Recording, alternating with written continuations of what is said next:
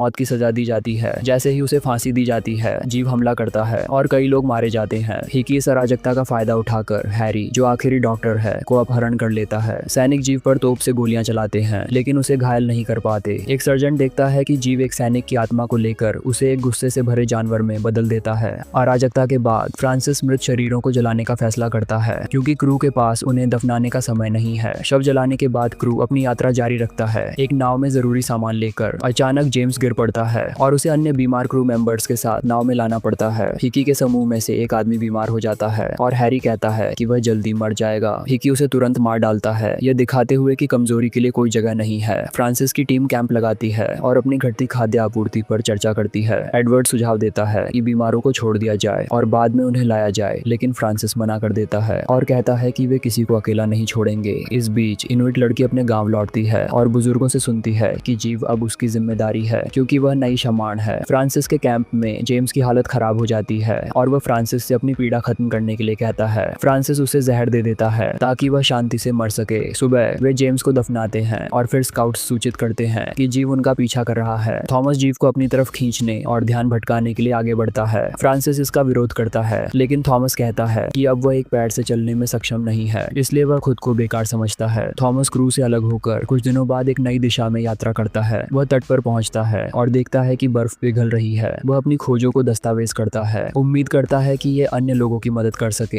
इस बीच हिकी और उसकी टीम अब खाने के लिए मृत क्रू के सदस्यों का मांस खा रहे होते हैं। कुछ दिनों बाद सर्जेंट, जिसने जीव को एक सैनिक की आत्मा लेते देखा था, बताता है कि जीव उनका शिकार केवल भोजन के लिए नहीं कर रहा, बल्कि उसका कोई और उद्देश्य है। कुछ समय बाद फ्रांसिस के एक स्काउट का खुलासा होता है कि वह हिकी के लिए जासूस था और उसने फ्रांसिस के समूह को एक जाल में फंसा दिया। हिकी के लोग उन पर हमला करते हैं, एक सदस्य को मार डालते हैं और बाकी को बंदी बना लेते हैं। इस बीच थॉमस, जो अपने शरीर पर कांटे बांधकर यात्रा कर रहा था, जीव द्वारा पाया जाता है और अपने अंत का इंतजार करता है। कैंप में एडवर्ड एक बैठक बुलाता है ताकि वे फ्रांसिस को बचाने के लिए योजना बना सके और बगावत करने वालों को सजा दे सके। हालांकि क्रू पहले ही निर्णय ले चुका है कि वे दक्षिण की ओर यात्रा जारी रखेंगे और बीमारों को मरने के लिए छोड़ देंगे। हिकी के कैंप में हैरी फ्रांसिस के घावों का इलाज करता है और बताता है कि उनके एक आदमी को मारकर खा लिया गया है। फिर वे दोनों मिलकर हिकी की स्थिति और हथियारों का आकलन करते हैं। फ्रांसिस हिकी से मिलता है, जो जीव को पकड़ने की योजना बनाता है। इसके बाद हैरी खुद को जहर दे देता है और अगले दिन हिकी का समूह अनजाने में उसका मांस खा लेता है। इस स्थिति में फ्रांसिस को मजबूरी में शामिल होना पड़ता है। हिकी फिर क्रू को एक लाइफ बोट खींचने के लिए मजबूर करता है, फ्रांसिस और उसके साथियों को जंजीरों में बांधकर, और कहता है कि उसका इंग्लैंड लौटने का कोई इरादा नहीं है। जो लोग डॉक्टर का मांस खाते हैं उनमें जहर के लक्षण दिखाई देते हैं और फ्रांसिस समझता है कि हैरी ने हिकी को रोकने के लिए खुद को बलिदान कर दिया था। हिकी फिर स्वीकार करता है कि वह एक धोखेबाज